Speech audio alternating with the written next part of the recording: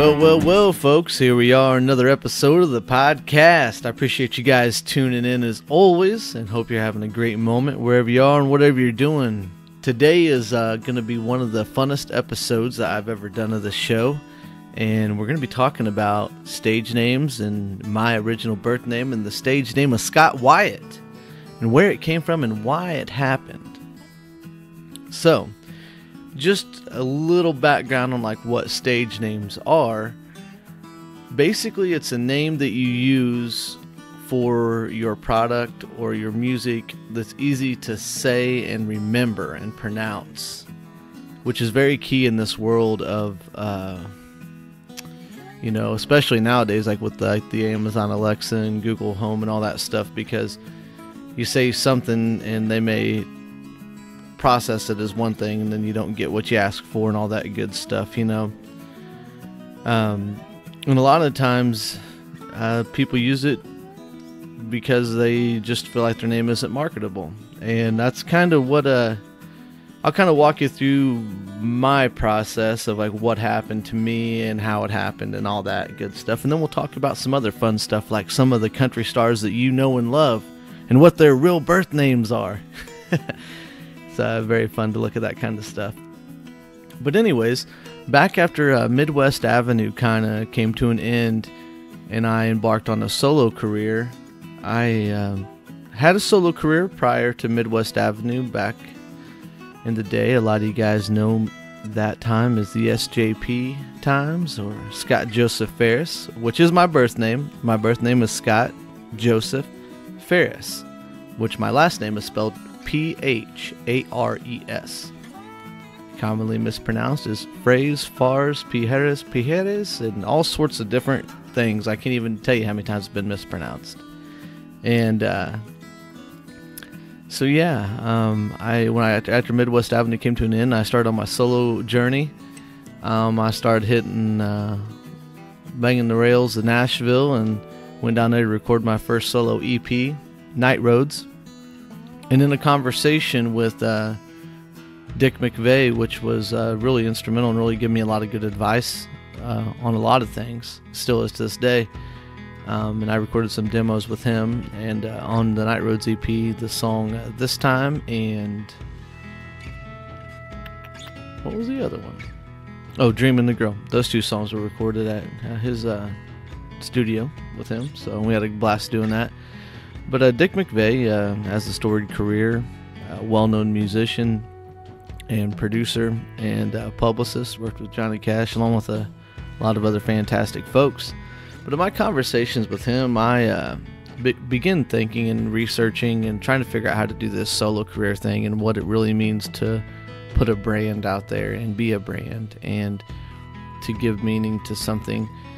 And so I kind of talked to him about my last name, if I should use a stage name, because my last name my whole life has been pronounced the wrong way and all sorts of things, just like I talked about a second ago. So I talked to him and he's like, yeah, your last name, I mean, I know how to pronounce it because I know you, but you definitely would benefit from a stage name, something that is easy to pronounce. As soon as you read it, you know how to say it, and something that is short to say. Like, say for example, Garth Brooks, super simple to say. Now if you was to say Troy Brooks, which that's kind of a mouthful. And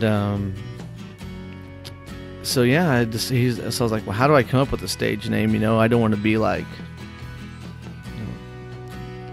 Tim Max or something silly like that. I wanted it to have some meaning, and didn't know how to do that. And they said, well, think about it, like maybe use another family member's name, or something along those lines. So I started thinking, started playing around with different things. I thought about Scott Thomas, Scott Kyle, Kyle Scott, different things along that nature. And I thought of, my grandma, Helen, is the one that got me kind of really interested in music and always pushed me along at a young age and introduced me to Elvis Presley. And so I thought Scott Wyatt, because Helen Wyatt was her name. And I was like, that feels comfortable whenever you put it on and say it. So I was like, I can I think I could do that. So I shot that over to him. What do you think about Scott Wyatt? He says, that's perfect. Super easy to say. Everybody can pronounce that as soon as they read it. And easy to spell. Super easy. And so that's really the whole thing that happened with the stage name becoming Scott Wyatt from Scott Joseph Ferris with a P-H-A-R-E-S. And more times throughout the time since I've been using a stage name, I've noticed, like, especially like with Amazon Alexa, like if I say, play Scott Joseph Ferris, it says I cannot find that. And which my old music from the Scott Joseph Ferris days back years ago is out on iTunes and Spotify and all over the world online. So I was like, that might have been the right business decision to make, because if I say, Alexa, play Scott Wyatt, boom, it comes up. And so it worked out. And it wasn't like, I'm super proud of my last name, super proud of my family. I'm hoping another venture I'm going to be going on, I will be using my birth name and going on with that, and that's a whole nother project in the future. So I'm pretty excited about that as well, but that's totally unmusic related. And for some of you guys that don't know, aside from like the music thing, I've been, I work a separate career as well in the healthcare industry, in which I use my real name, obviously, because you're not going to use a stage name in the real business world, And so, yeah, and some people are like, does it feel like you're living a double life? And no, it doesn't. Like, like I'm doing this podcast, I'm living, I'm Scott Ferris. But like, I play music, I put on that hat, I go into my music mode, I'm Scott Wyatt. That's just what my music is. That's like my band name. Is that... Yeah, that makes sense. Yeah, it's basically like a band name is what it is. And it's a stage name.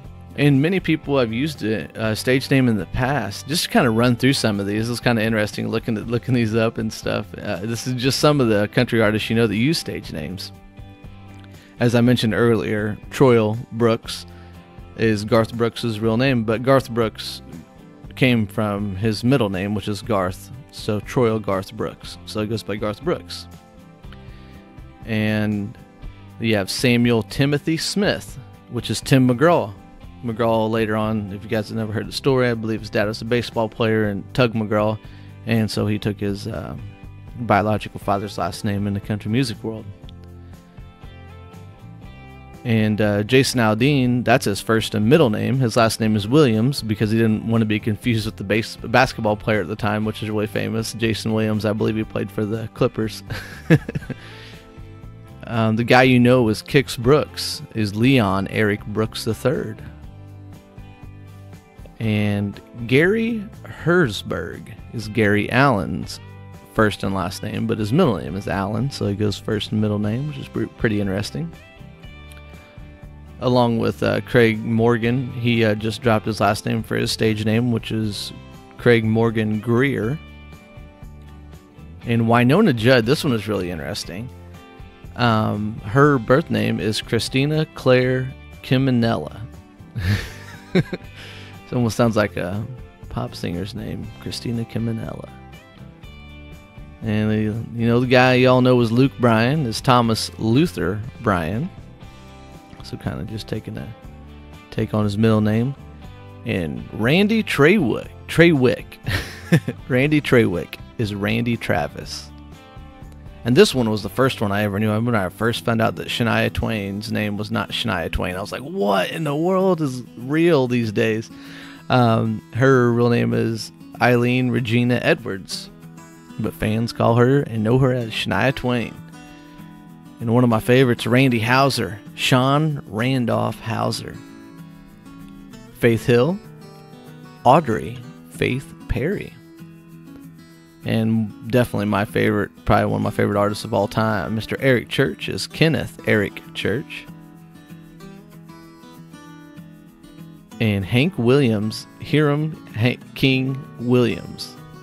King Williams, think if Hank Williams would have came out as, this is Mr. King Williams with your cheating heart. That would be a sweet. King Williams is a pretty sweet stage name.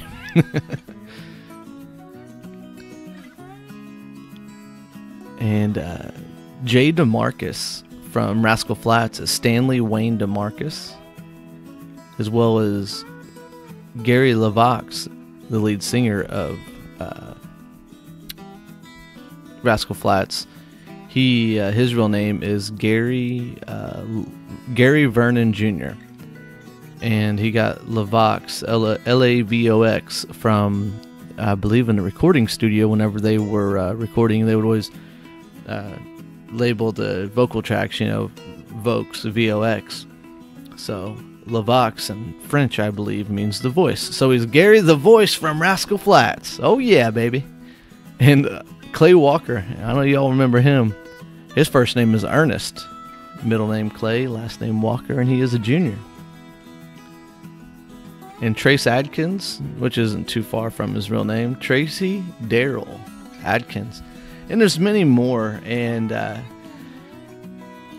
it's just interesting just to kind of talk about this. A lot of people have asked, and I've told them, it's really a pretty simple, basic business move, and a band name, an artist stage name. So yeah, that's basically the story of Scott Wyatt. So of how that name came to be what I call my music, and it's an extension of who I am.